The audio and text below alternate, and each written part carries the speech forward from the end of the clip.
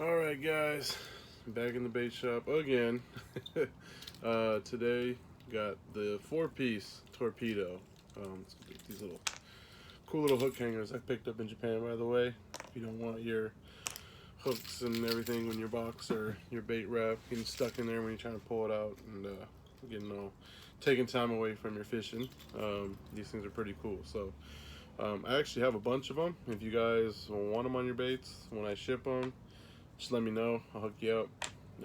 For any purchase, just DM me, and we'll try to figure something out there. But yeah, so this is the 4-piece torpedo.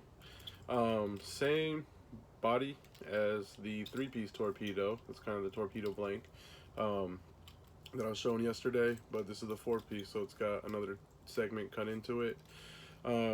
This one, as I was kind of mentioning in my other video, I fished it a little bit differently than the standard torpedo. Sorry about the black gloves too, just got done painting. But anyways, the standard torpedo, the 3-piece, I call it the standard, but the 3-piece torpedo, like I said, it's great wake and crankbait. This too, you can definitely crank this one and wake it.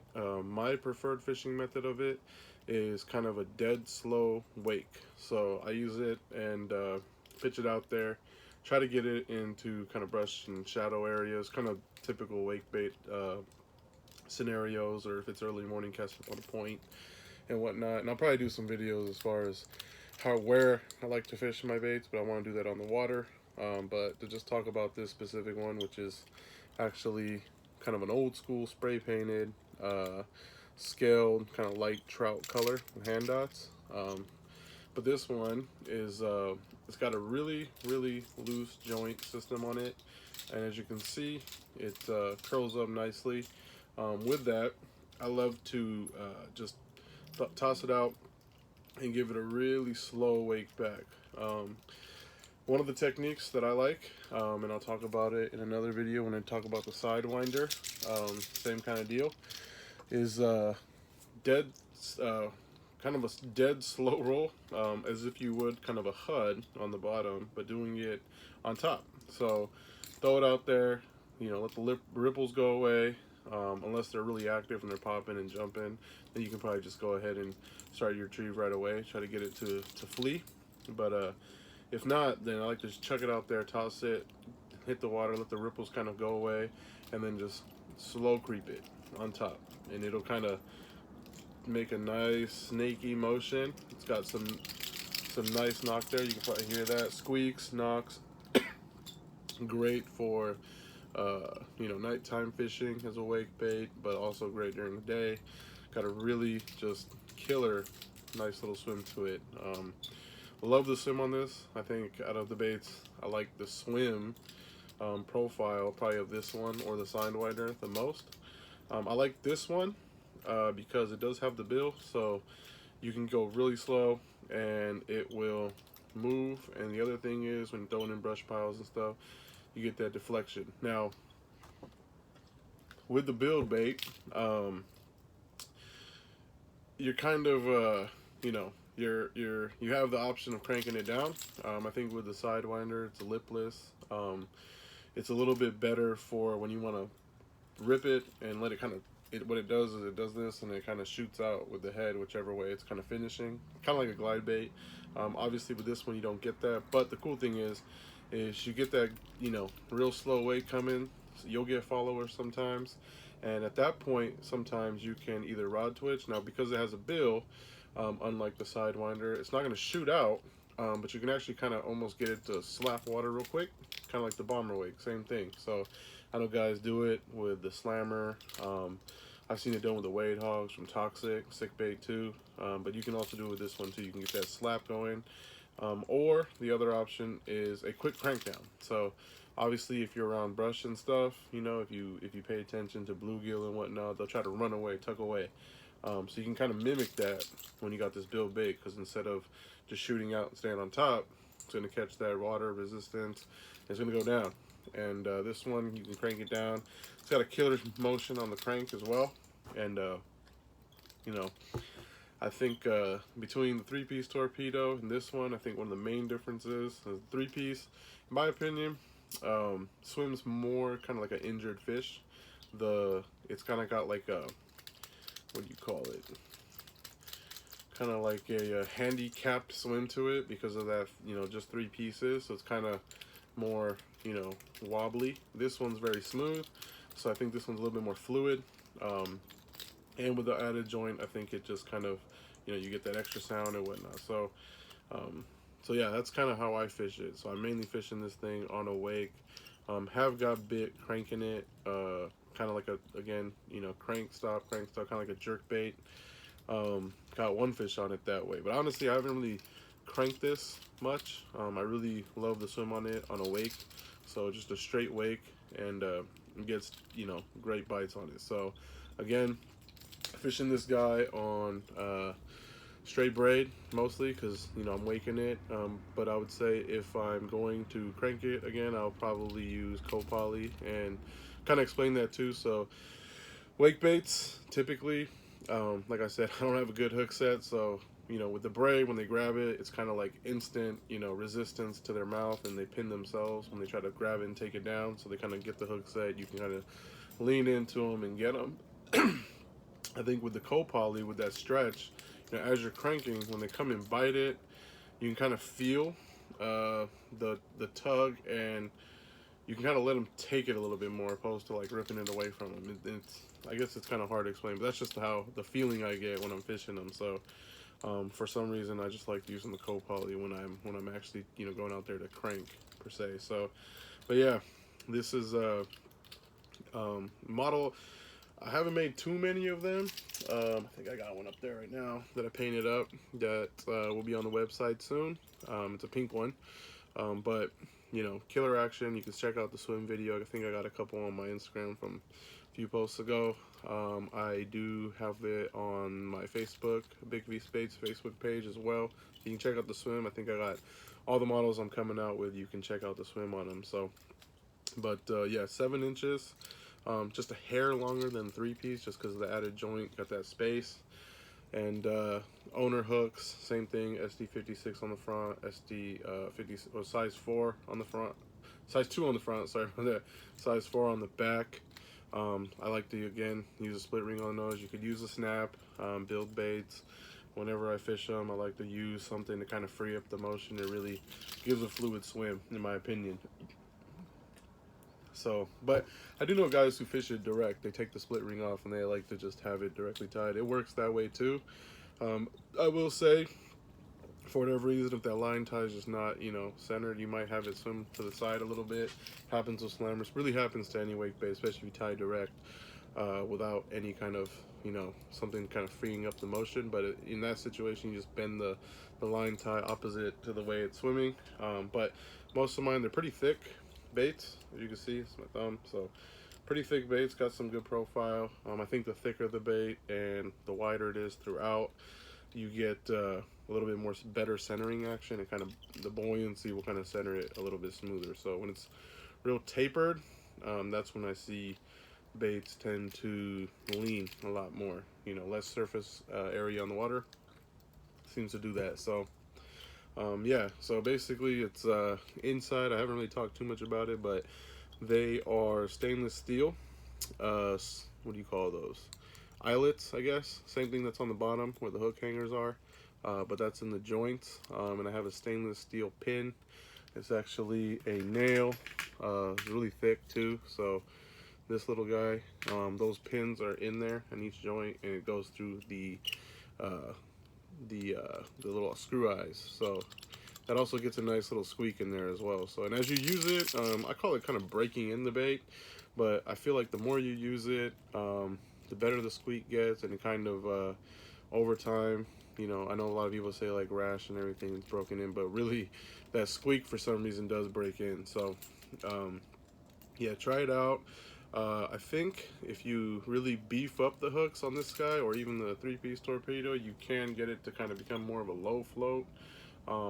And that's, if you're into that, it's another option you can do. I know guys in Japan and stuff, not my bait specifically, but you can put like lead strips and stuff to kind of alter the sink rate on them. One of the things last year, that I'm not gonna take credit for it, because the guy from UFO Baits, he kind of was the one to turn on a couple buddies of mine for his specific yo bait, but they would put a teardrop weight on it, and that also you can kind of alter it, especially if you want to work it fast mid column. That's a way you can do that as well. So a lot of options. Again, you know, don't be one dimensional with it, like me. Just mostly waking it all the time. You know, you have different options. I'm gonna play around with some that's coming up, you know, summer season, or spring to summer out here, which is coming up quickly. Spring out here is like pretty much end of February, luckily. So, but I think, you know, really for us, like March to October, we get a good top water bite. So when that time frame comes around, definitely going to try to throw this some more. Try to throw the Torpedo a lot more, and try to get a giant on it. So, but, you know, hopefully you guys can pick up a couple, same thing, and get yourself a giant on it, you know, and yeah. Check it out. Again, I'll have a couple baits on the website here pretty soon. 3-piece torpedoes and the 4-piece. You know, I've been fishing this little guy a lot because it just gets bit like crazy, and I love to swim on it. So it's definitely a confident bait for me. But yeah, that's that. And same thing, the tails, pretty much. Here's the bag of the tails I had poured. But when I ship it with a little baggie with tails and the toothpicks. So if they tear out or anything, if they come up, grab the tail, rips out, you can swap it out on the water. Hopefully you just, you know, keep that baggie with the tails with you. Here's actually a blank that I'm going to show you again. So it's got two little pins, two little holes right there where you actually stick the toothpick through, and you just, you know, slide the tail in there. I like to pull the sides of the tails. Let me see if I can do it. I'll actually show you guys real quick on a blank. So let's say this tail right here. So I have this tail, and what I do is, if you just try to shove it in there, right, you can get it in, especially once this thing's all clear coated. It's a little bit smoother than this rough blank. But I like to pinch the edges like that. Kind of hard to show. And then when you pinch the edges, you can pull it down. Now that is not exactly centered. You can kind of move it over. Sorry, wasn't expecting to do this, but that's how you do it. That's how I like to do it. I like to pinch the sides and pull it down in, and then stick the toothpicks through, trim them off on both sides. You can use the cutting area on your pliers right here, nip them off, or if you got some kind of little nippers, this is what I actually use when I make the baits, because it's real flush right there, and just snip it. So that's how you swap the tails. And if you have any custom tail requests, as far as colors, I have a little soft bait pouring area. I don't really make soft baits. I have that weird little trout thing that I'm making right now. Got the mold for it, but I do have, you know, plastisol, the microwave. As you can see right there, some glitters and colors and whatnot that I can use. So if you have some kind of, you know, preference as far as tail color, I try to keep it pretty natural with the tail colors. Like this one's just got, you know, black tail. I think there's a couple little speckles of black flake in there. Otherwise, here's a little proto bait, but that's like a tail that you might see. It's pretty natural colors I try to keep it with. I try to put a tail on there that mimics the color, or goes with the color scheme of the bait when I ship it, and then I'll kind of toss a couple different colors in there. But if you have a specific one, again, just let me just let me know. And man, it's getting cold out here. But yeah, so these little hook hangers, by the way, got them from Japan. They are sick. I love them. They freaking fit these hooks that I put on these baits really well, and just so much easier to manage them, especially when you're trying to test out baits and you're swapping out and whatnot. So that's that. Yeah, I got a couple you know, baits painted up tonight. I'm gonna be clearing these pretty soon. Hopefully adding them to the web store here, and went ahead and discounted some of the ones that I actually built up during the Christmas break, just to get those kind of moved and shipped. I'm trying to, those are the more, I would call, quote unquote, standard colors, the crappie and like kokanee and stuff. But I'm trying to get back to making some cool colors. I'll show you right now. A little bonus, I guess, to the video. So this one, Torpedo, I just did yesterday. Pretty sick. So kind of a standard green troutish color, but if you look at it, there's some gold scaling on it, so that definitely gives it a little bit more shine. obviously green belly and whatnot, but I think that gold scaling transition right there, pretty sick. So this is going to be available soon. It's just 3-piece torpedo that I just talked about. But yeah, trying to do, sorry about that, put this back up. Trying to do a couple more different types of scaling and paint jobs, a little bit more unique, take it a little step further for you guys. So should have some cool stuff. I'm also getting back into hand dotting. I just posted on my Instagram the hand dotted, what I'm calling the Galaxy Trout. I think it's a pretty cool color. I know I don't fish smallies, but guys who fish smallies, they definitely, you know, say pink and those bright colors are something that will work. Let's see here. Yeah, so yeah, man, I got so many weird little baits in here that I haven't, you know, really got the chance to really test out, but just saw this and was like, oh man, look at that thing. It's all covered up, but so yeah, so came a long way, man. It's been a fun ride. Here's an old school one right here. Check that bad boy out. One of the first I made, and this one actually was catching smashing fish. Broke the tail, or this had a soft tail in there that ripped out, and I actually epoxied that pin, so I gotta somehow shove a tail in there, maybe super glue it.